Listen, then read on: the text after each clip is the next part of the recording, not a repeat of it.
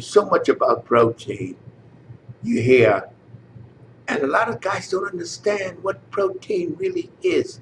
They don't understand that grams of protein comes from food.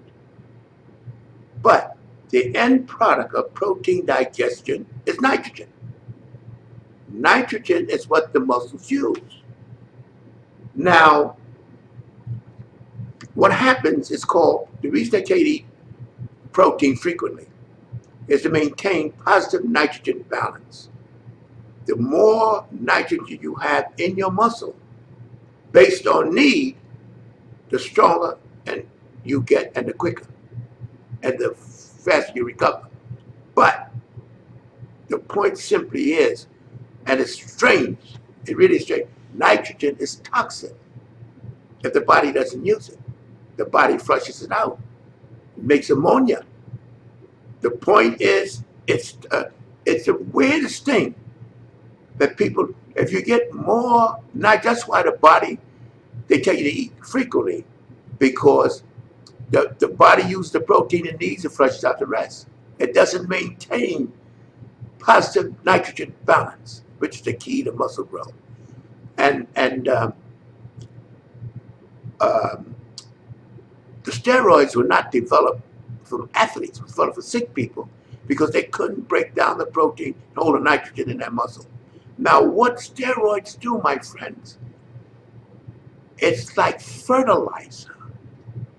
It continues to feed the muscle, it holds the nitrogen in the muscle, which makes these guys freaky looking and strong.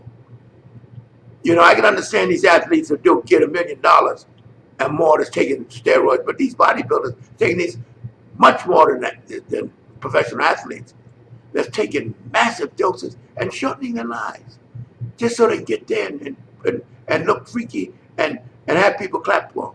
It's a big price to pay. But that, as I tell you, think when you eat protein, think that it's not the grams. Grams, they measure in food. Nitrogen, they can't measure that way. So you may wonder why they said eat so frequently.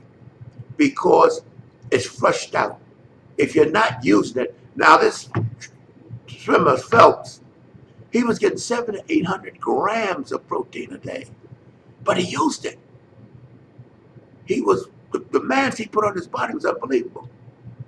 And he needed that amount of protein. They're understanding that now like they never did before.